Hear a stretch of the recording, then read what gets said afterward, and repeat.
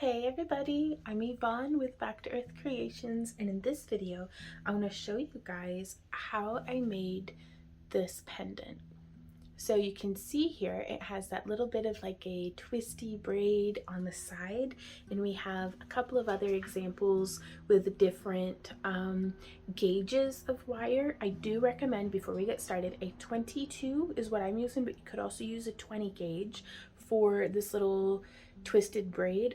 If you use any thicker than that, I would recommend doing it in like copper or sterling so you can anneal it. Here I'm using enameled craft wire, so I'm not doing any torch work on it or anything, and because I don't want to have to if I were to, it would cook off the enamel. But we're gonna get into the whole thick of it, so let's go ahead and get this camera flipped around and get started.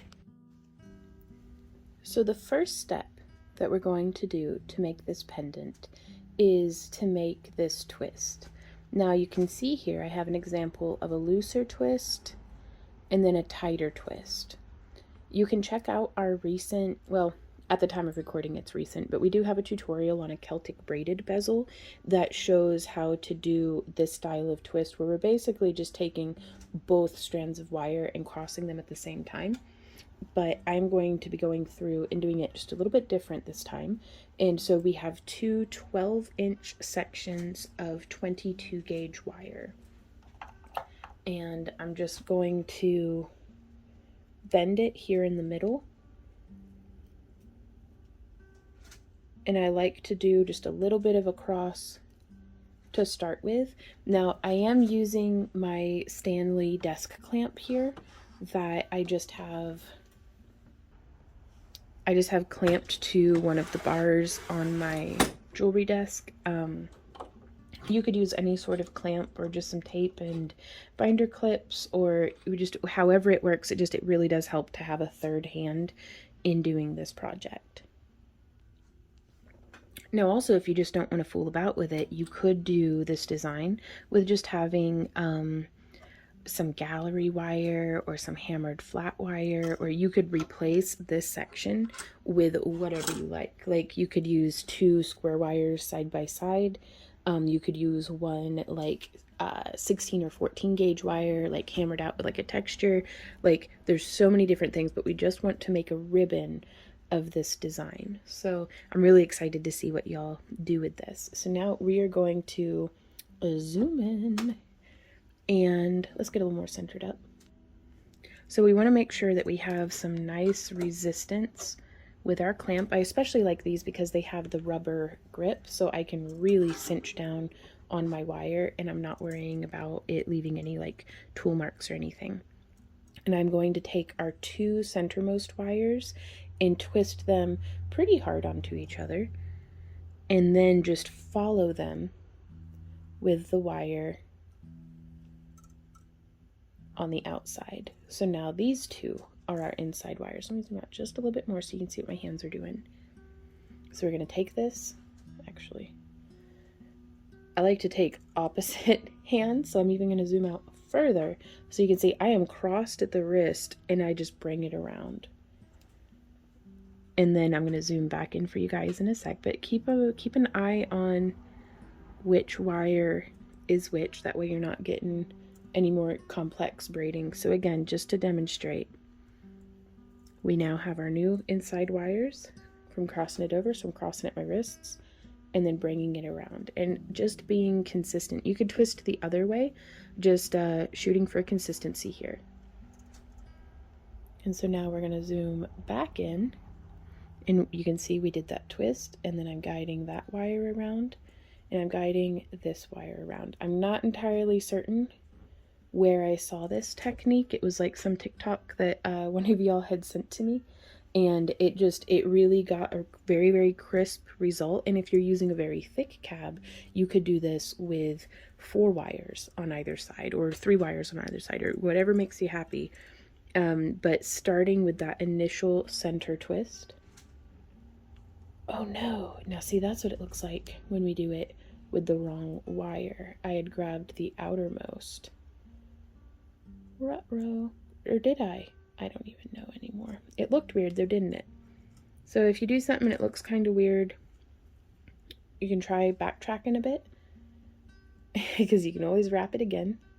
I don't know what happened. It looked a little weird and then it didn't. So, but trust the process and we'll continue around. And so now we'll take those center 2 wires again.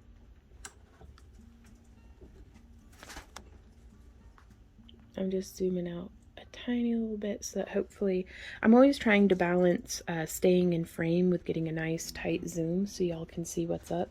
But doing that twist, I'm coming around with the outside wire.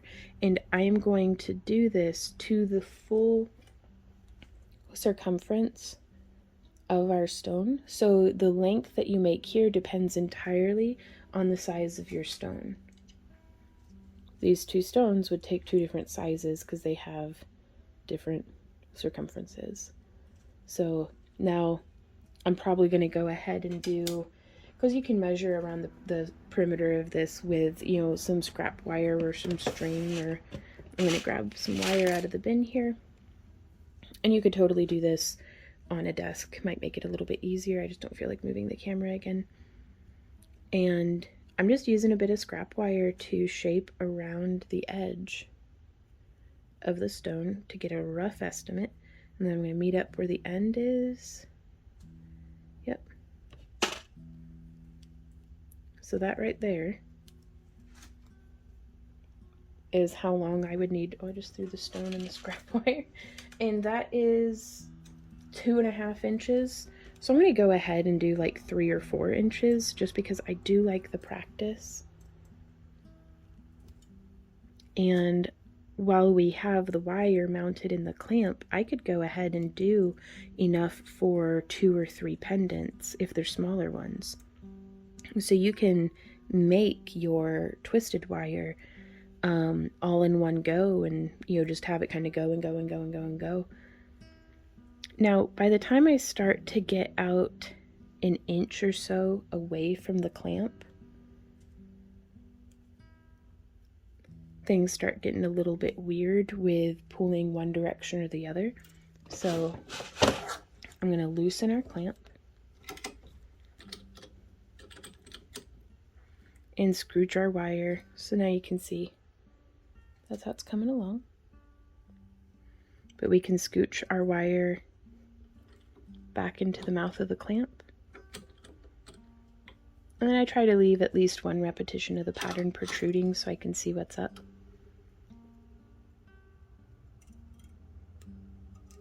But we're going to grab here and twist. And just kind of continue on like this. Don't get too hung up on seeking out perfection, because a lot of the little, like, we're going to be going over this with a hammer, just a nylon headed hammer or some nylon jaw pliers, but it does a lot to set some of the details more consistent. It's almost like if you're familiar with Viking knit, it's don't worry about how it looks before you pull it through the draw block, because that's going to straighten a lot of things out. Same thing with this twisting bit here. Don't worry about it being like perfect, like do your best, but a lot of the subtle imperfections will kind of get straightened out when we hit it with a hammer. At least that's the goal. So again, twisting and coming in, and just doing this tight little twist first really helps me to get a much more consistent result and helps kind of set the tension for me. You know, whereas, and I'll demonstrate when we get to the end of this one how we had done it in a previous video, that gets a nice but looser effect. And it's really, gosh, if with the same materials and the same tools but a slight variation on the technique, that's where you really start to get some nuance in your creative palette, for being able to add just subtle elements to make something feel, you know, maybe more sleek and elegant or more complex and organic, you know. So whatever it is that you're going for, it's nice to know how you can kind of shift those subtleties. So again, that starts moving along real nice. Now also, we're kind of bent funny. That's okay. We can just encourage it back into line. Pop that in and clamp it, and then cross, move, and cross. Now I can feel myself wanting to rush, and it's like, well, what if I just, you know, instead of doing the cross and then the wrap, what if I just, like, and you might want to do it with both. You might want to just flump. And I mean, and that worked out okay. Actually, that worked out a lot smoother than I thought it would. But sometimes it's nice to keep each step controlled and separate, because it helps build good habits. And it also helps you to see when something goes a little sideways before you overcommit to it. Because I'd very much rather undo this stitch here than have to undo 3 or 4 back, because then, well, not stitch, but twist. I think you know what I mean. Okay, so we're close enough to the end now of our wire, and this was 12 inches of 22 gauge wire that I'd folded in half. So you could use, if you didn't want to loop there, you could use, you know, 4 6-inch lengths or something. Okay, so the way that I was doing this is I would bend and then bend. Oop, and see there how it twisted out of alignment? That's okay. Actually, that twisted around significantly. There we go. I like to try to keep the wires flat next to each other to give us that effect. So I'd pinch and hold with my fingers, cross and then cross. And you can see that's a much softer twist.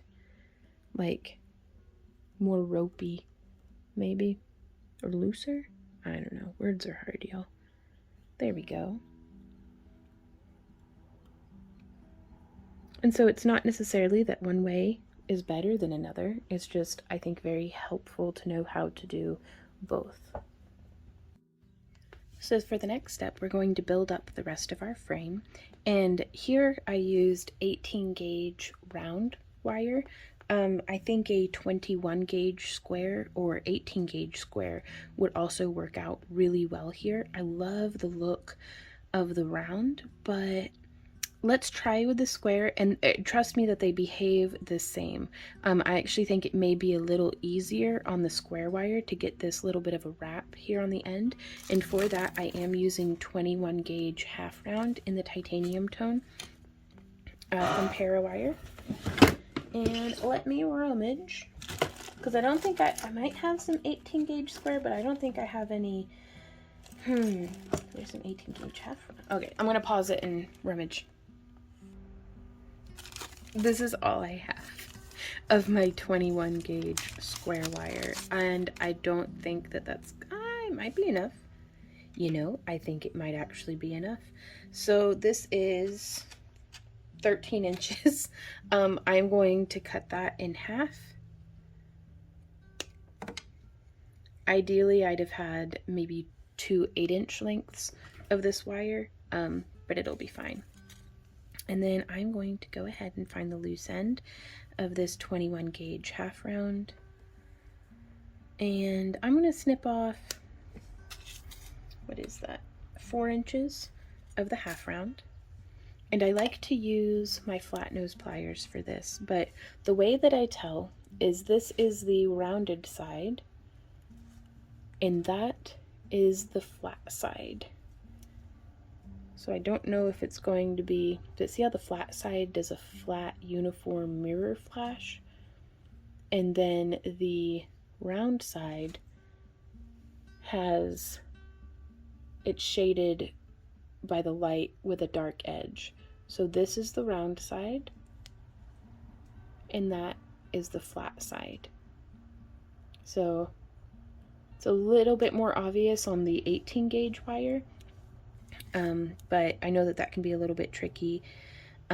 So with the flat side being the inside, that's what we want smushed up against these other wires. And I'm going to come in, a couple of centimeters from the end, and I'm going to bend. If I were using a 16 gauge wire, I'd be further up on the nose of my pliers. If I'm using the 22 gauge here, I'm going to be right at the tip of my pliers. And I'm going to bend around just like that. Just a little offset to the side. It didn't have to be quite so strongly offset, but it's also not a big deal. It'll straighten back out in a moment. And then we are going to stack either our square or round. I'm going to be saying square here because that's what I'm using, but please know you do not have to be using square wire. So we're going to stack them where it's... Oh, and we never hammered that, did we? I'm going to zoom out. Let me get my little thing here. Okay. And so using the nylon head side of this is a 13-ounce hammer with little like swap outable heads. Links to everything are down in the video description. And I am just going to start whacking this.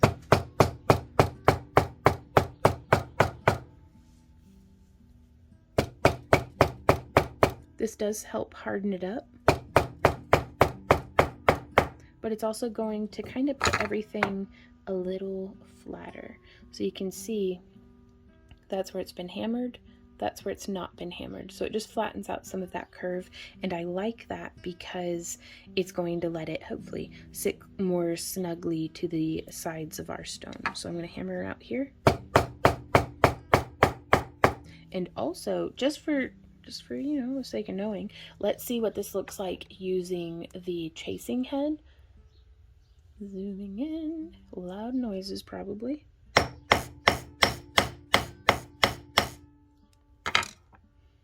And so this is why I always recommend parawire, you guys, for any, if you don't want to be using sterling silver or bare copper, even though parawire, not sponsored by the way, does have, sell those wires on their website as well. This is enameled craft wire. It has a copper core, and look at how well it held up to getting whacked with a hammer.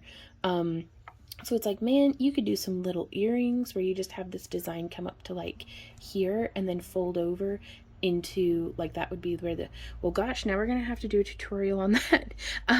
But where you just have like maybe 3 layers of wire and you hammer it to get a nice spread, and no flaking or anything, no chipping, like that's so nice. I never thought, whenever I started getting into wire wrapping, I never thought I was going to be able to indulge in any of this stuff without making the splurge into sterling silver, without having to suffer the turning green of wearing bare copper. Though, I mean, you can barely call that suffering, but I think y'all know what I mean.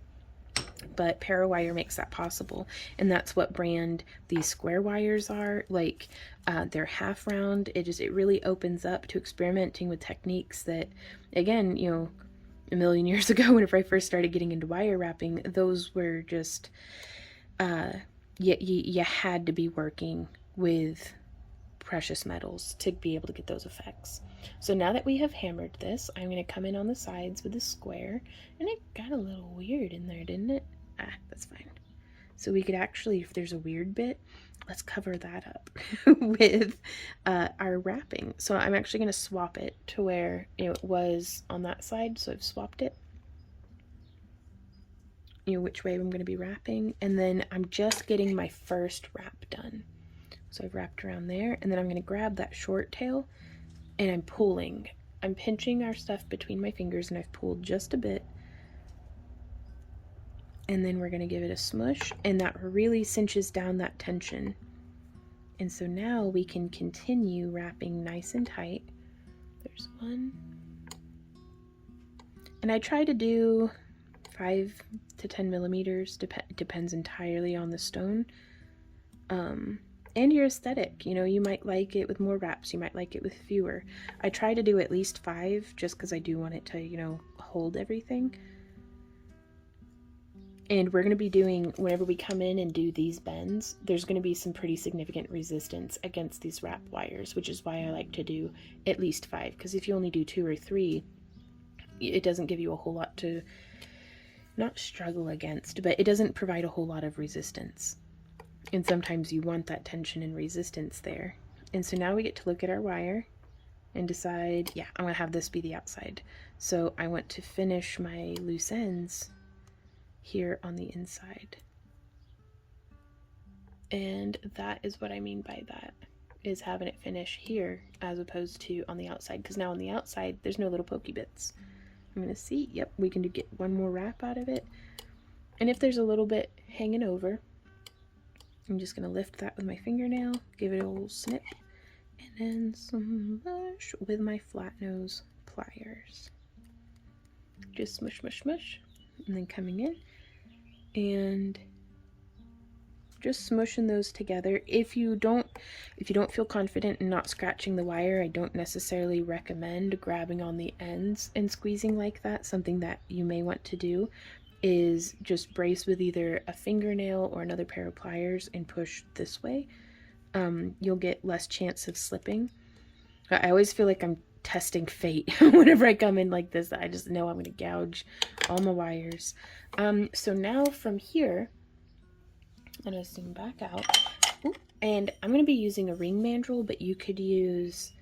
Oh, I'm not going to be using a ring mandrel. You know what we used, y'all?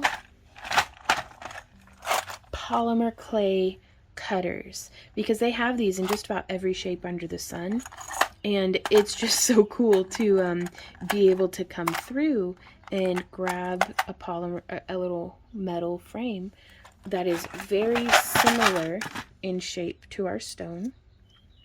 You can see they're similar shape and size. It's not perfect, but we don't need it to be. We just need it to be a little bit more stone shaped and sized than a ring mandrel, which is perfect for when you're doing like round stones. But if you're doing teardrops or an oval like this, it's really, really nice. And I like to work on the end where it's folded over and a little bit thicker, because I feel like, again, that gives me a little bit more resistance. And if you don't have something like this, you could use like a cooking handle. Gosh, if you have any interest in like whittling or anything like that, just find a stick and sand it down to be kind of rough about shape. And so I'm just going to center up our half round wrapping and bring it up and around the sides.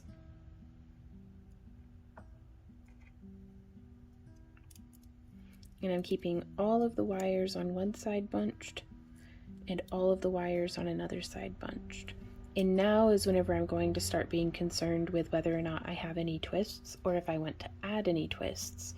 If I were to add them, I probably would have twisted it before shaping around, but I don't know if I'd recommend that. If you're new to wire wrapping and this is your first time trying this, I don't know if I'd recommend getting fiddly with adding a bunch of twists and stuff on the frame. Just because, you know, pace yourself. You can always make another one. But it can get a little slippery trying to do the bends on twisted wire, is the only reason why I recommend that. So now I have swapped out our polymer clay cutter for a stone, rather the stone that we'll be using, and now we can get the final shaping. But it's just, I find for me it's a lot easier to just hold on to something that has some significant depth as opposed to trying to keep a stone perfectly. And you could do it, you know, on the tabletop and stuff as well, but that was something that really made it easier for me personally, so I thought I'd share it with you guys. So now I'm going to come in. You could mark with a marker if you're into that. I have no markers on hand, so that's where I'm at. And I am going to do a bend right about there. I'd rather this be a little larger for my stone than too small. So I'm gonna kind of grab, yeah, right. Ooh. Oh, thank goodness it's super durable. So I'm just coming in. You can eyeball it, you can measure it and make it, you know, geometrically perfect, but I'm just eyeballing it, and I'm gripping those wires with my flat nose pliers and boop, bending up a little past 90 degrees. And I'm going to do that same thing on the other side. Again, positioning everything and boop, coming up.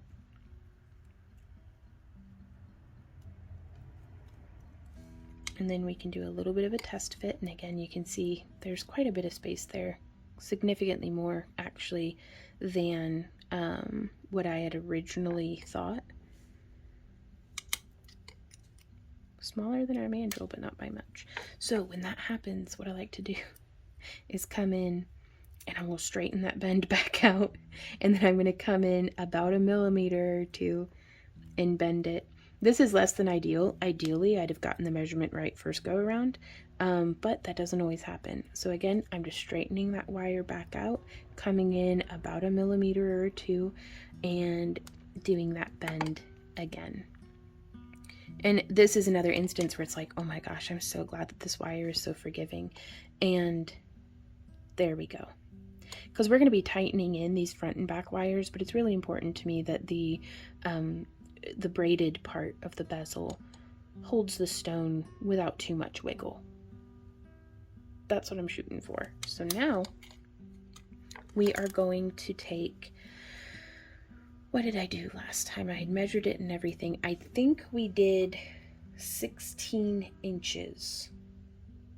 It might have been 14, but I'm going to go ahead and do 16 because y'all would not believe how this eats wire doing the bail. And so again, I'm going to come in, identify which side of our wire is the flat and round, and then bend in the wrong direction. There we go. Bend in the correct direction. And I'm going to come in, I like doing it here on the shoulder. And what I mean by that is the bail, I always think of like as the head, shoulders and neck, and then like the body of the cap. So the shoulder would be like right here. And I'm just gonna hook this around. Oh, I didn't have enough wire to be able to do a full wrap with the tail, so I'm just gonna pull that around. I want to do 2 wraps there on the shoulder. I'm gonna grab that little bit of tail of the wire and just pull tight. And this is something that if we were using 18 gauge half round, it's not quite so forgiving as what the 21 gauge is. So, and I have to shout out to Oksana Crafts because she really got me kind of tuned into using these thinner half round and square wires. And it's really cleared up a lot of the issues that I was having in trying to achieve a sleek minimalist design. Okay, so now on the 3rd wrap, I am starting to gather in the other half of the bail, and I'm going to wrap. There's 2 full rotations. Yeah, which what I mean by that is on both sides there's 2 and there's 2. And I am going to come in here and just snip there on the inside this tail wire. I like to, as soon as I'm not working with it anymore, I go ahead and snip and smush. That way when the piece is done, I don't have any rogue ends that I can't access. And I'm going to take boop and boop forward, these front 2, which again, let's decide which side do we want to be the front. Yeah, it looks as good a side as any. And after those 2 wraps, I am now, this is the tricky part for me, is making sure that my half round wire does not get twisted while I start lashing these 2 wires together for the bail. Now, if you are using, let's say you used 2 wires on either side, and so you'd have 4 wires here in the front, and you could totally make a wider bail by doing just wrapping multiple wires. It doesn't have to be just the 2. And so I'm kind of aligning everything. Now, if I were using round wire here instead of square wire, I wouldn't mind whenever the wires went to twist, but I really want to keep these guys flush and shoulder to shoulder, because see how nice and tidy they sit next to each other? I'd like to maintain that if I can. And so square, and I'll get questions from folks about, you know, which should I start with, square or round, and it's really each comes with their own unique set of trickiness. So it's whichever one inspires you more, I think, is going to be the correct answer, because if you're inspired, then the obstacles and complications that you run into are going to feel delightful. Whereas if you're like, just bleh about it from the get-go, you may not really have as much fun as you could if it were, you know, something that inspires you. So I'm just putting it on here, keeping the ribbon of the half round wire flat in my fingers while I twist. And again, if you're new to this, only do like 3 or 4 twists like that before coming in and again checking your alignment. It's a lot easier to fix the mistake if our wire gets twisted or these get, you know, turned or something. It's a lot easier to fix it when it starts happening than, you know, 20 rotations later. But we're just going to keep kind of hand drilling this in. Oops, see, they twisted. Oh, you're so tricky. But it's okay. We can come in and fix it with some smushing. When in doubt, smush it out. And I like to do, maybe 1.5 inches. I don't know if I gave myself enough wire here, you guys. We'll see. I may have to do a shorter bail. So this is shorter than I would like, but you want to leave yourself with about 1 inch of space to finish your ends. So now let's ignore this section for just a little bit, and we are going to look at these. I'm going to throw it. Oh yeah. And then we're going to look at the rest of what we've got going on. So the next step is going to be to snip off and take care of our ribbon portion of the bezel. And so what I'm going to do here is I'm going to come in 5 or 6 millimeters, so that wasn't quite enough left over to do too much with, but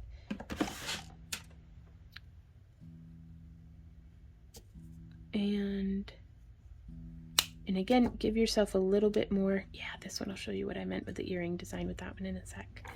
You can always snip off more, but it's really hard to add more wire on whenever you're at this point in a project. So I'm just coming in and using my flat nose pliers, coming in and just bending.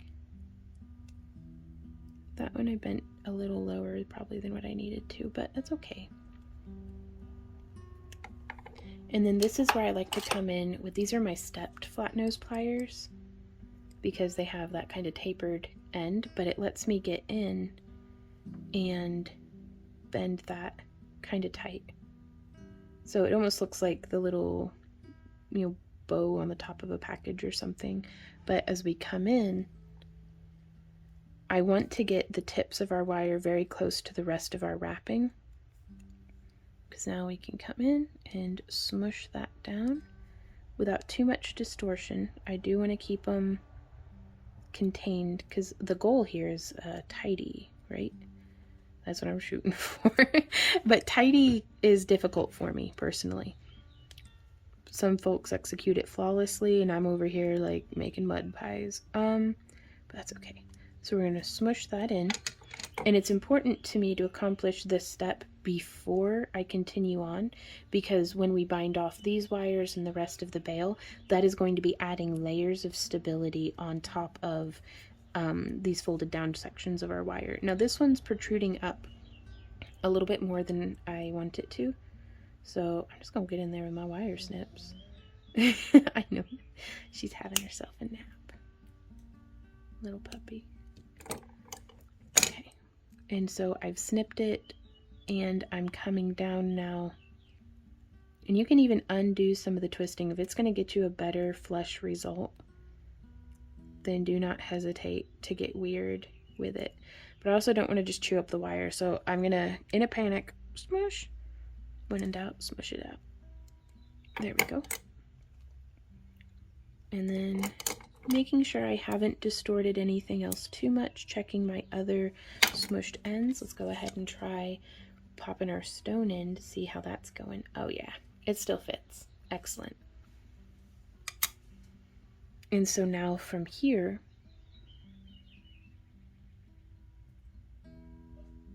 oh, I think this is actually ending up, this is going to be the back side. My bad. Well, I mean, really, whichever side you want can be the front. So I'm using just a stick mandrel here. You could use a pen or a knitting needle. And I'm just folding this around. And before we get too far in, I'm going to go ahead and do a bend. I guess I am going to go ahead and bind that off. So we ended up only using about 12 inches of the wire, but now, well, 12 inches of the half round for the bail. Now we can use this section to do this part on our next wrap.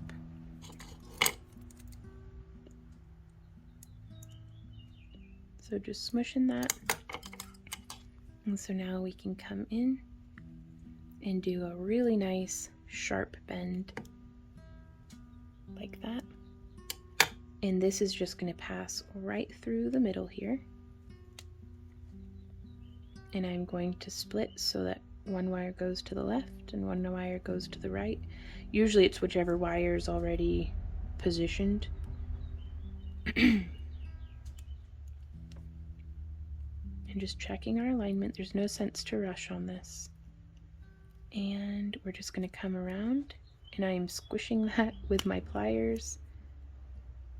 Yeah, ideally, again, we'd have had a little bit more wire to bring that around and tuck it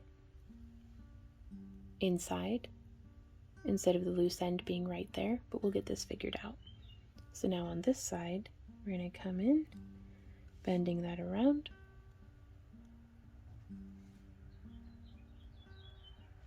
And just fold it up there on the side. And we can smush it.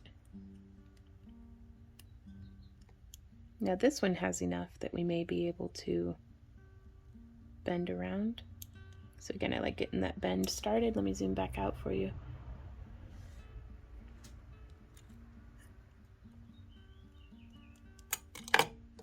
Again, I'm going to come in with my more petite pliers so I can do that bend and then that smush.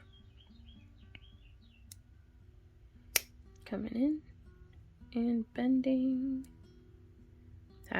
Not a whole lot of room to smush it, but at least we got it bent down.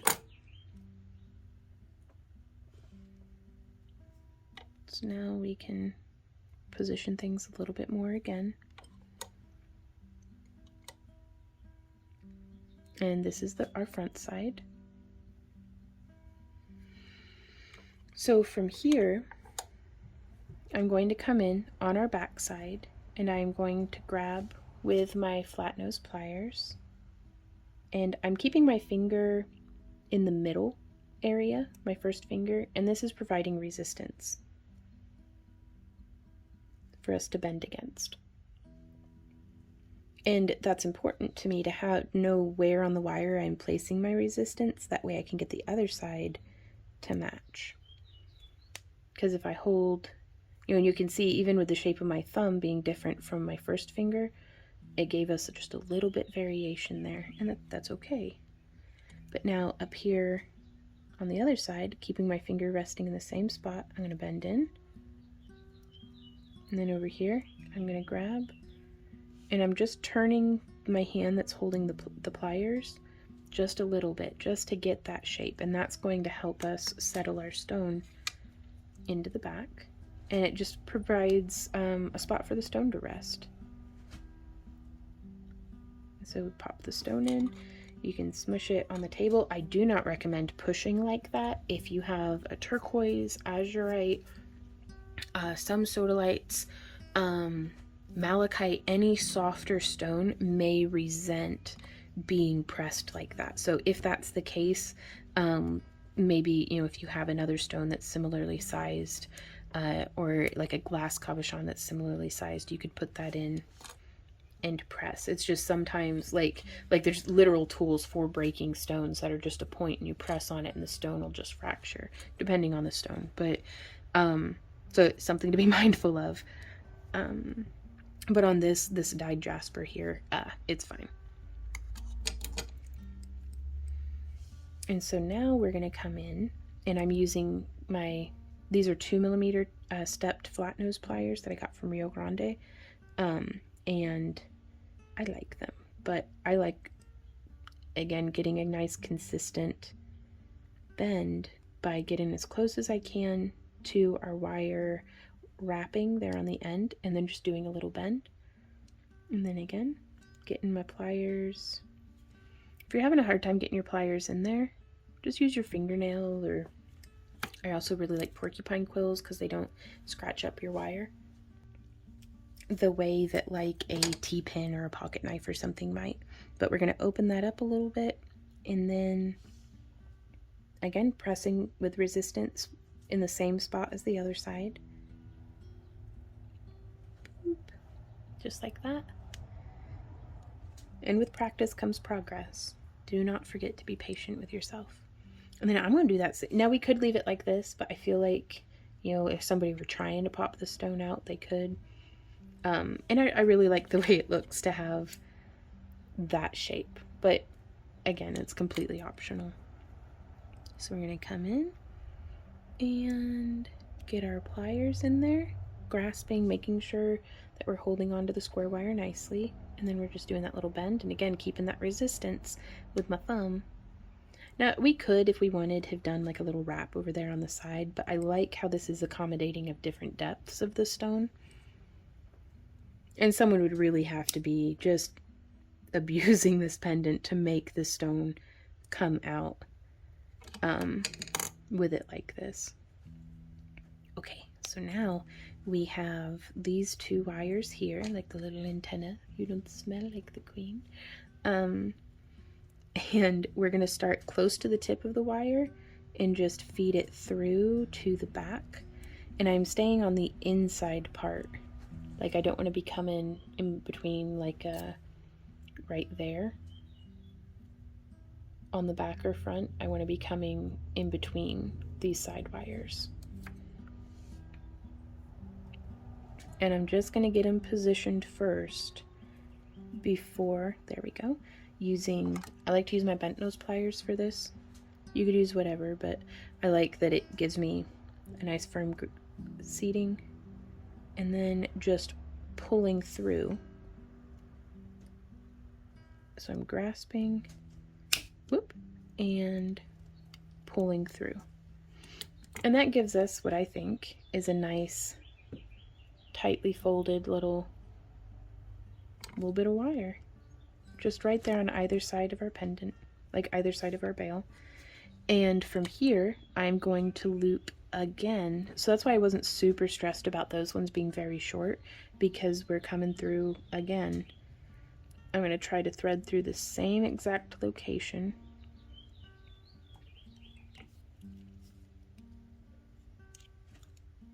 And before I pull tight, I want to get both wires in position.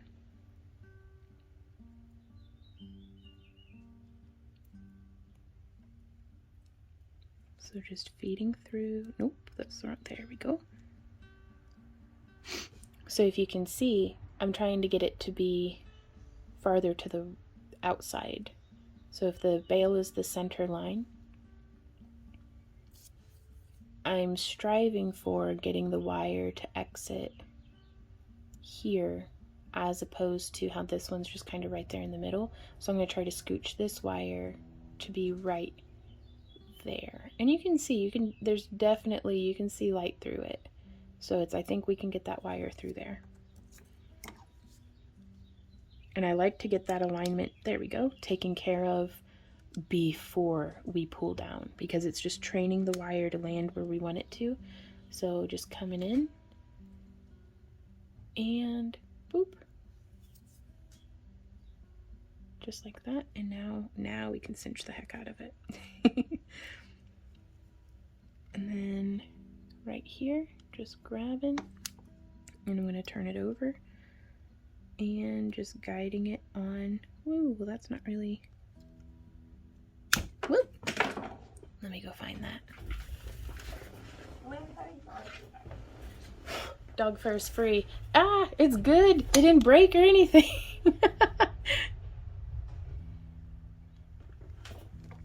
So I'm going to pull just a little bit more on this one.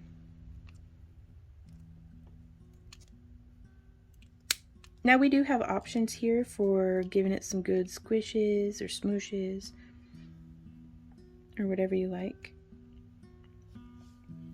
Now the wire from the bail wrapping kind of protruded out the side there, so I'm going to see if I can risk trying to smush that back into place. And I say risk because I don't want to, you know, mar my wire. And that's whether I were working with copper or sterling or enameled copper like how I am here. I just don't want to nick or crush or, you know, something our square wire. And so there is that.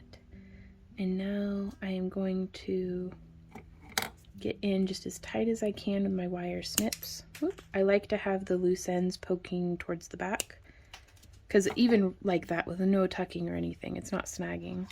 But they do leave a little flat flashing end that I like to just tuck right behind those wires there. Like that. And this is our little pendant, you guys. Like, I'm super pleased with this design. If you guys have any questions, comments, or ideas, or suggestions for future tutorials, like, let me know down in the comments, because y'all are so creative and you inspire me every day. Oh, so what I was talking about with making earrings like this is we do that tight twist with like the little fold, and then we could come in. I'm going to use mandrel pliers because I prefer using the section that's just a solid, like this has a taper to it, whereas these are not tapered, they're stair-stepped. So you could use round nose pliers, but I really like using mandrel pliers because one side of it isn't like bigger than the other. So yeah, we just fold that around, and then that could be where you put a ring through for attaching an earring, like attaching an ear hook or something, and then you could just hang a little charm off the end there. So that's a fun little way of being able to use up some scrap or something. So yeah. Hey guys, thanks so much for coming and hanging out with me during this video. If you have any questions, comments, or ideas, please leave them down below. I love hearing from y'all. If you follow along with any of our tutorials and would like to get your work featured in our monthly booty box craft along project video, but you can email us pictures to backtoearthcreations@yahoo.com, and the sooner you get those in the better. But if you miss 1 month's video, you can just send it in for the next one. We'll be kind of featuring y'all's work in those monthly videos moving forward. For any of y'all who followed along with the channel for a while, you know how stuff here is always constantly evolving, and we're always rolling with the punches and trying to think of new fun stuff to get creative with. If you would like to support our channel beyond just watching and enjoying yourself, and maybe liking and subscribing, I've heard that's a thing we're supposed to do, but truly, the best way to support the channel is to just keep being crafty, keep coming back and enjoying yourself. We do offer YouTube channel memberships as well as digital membership levels on Patreon and our website, backtoearthcreations.com, where we host our Happy Crafter Club, and that is where we have both our digital memberships and stuff where you get access to our Friday live streams, and behind the scenes content, just a 20% off coupon to our shop. But we also do our booty box and craft along kits through there, and that way you can get your hands on this same cabochons that we use in our own work and the same wire that we use. And we also, at the time of recording in the year 2023, we are doing, in conjunction with the monthly kits that we send out, a monthly recommended project video where we both recommend projects and fully demonstrate at least one project. So like March's video, we demonstrated 2 projects and then recommended 2 others for stuff, you know, in the kits. So it's just different ideas and everything. So if you guys have any questions about that, again, leave them down below, or you can send us an email at backtoearthcreations@yahoo.com, which somebody put me in for, like, I'm getting so much spam. So I think somebody went and put my email address into like a, hey, send me spam. Anyways, so it's taken us a while to work through all of our emails, and it's been recently complicated by that, but we are still here for you guys. It might take us a little while to reply, but we're doing our best, and it's just me and my partner, my husband. my husband Randy. It's just the two of us kind of juggling everything. So thank you guys in advance for your patience if you're waiting to hear back from us in an email. But we will see y'all in our next video. You can see our upload schedule on our website, backtoearthcreations.com. Just at the bottom of the homepage, we have like a 2-month block of when you can expect shop updates, new tutorials, and live streams, as well as the times that those are happening. And we have a free newsletter you can sign up for. I think that's everything. If it's not, there's more stuff down in the video description, I'm sure. And we will see y'all next time. So until then, you guys, happy crafting. Mwah. Bye.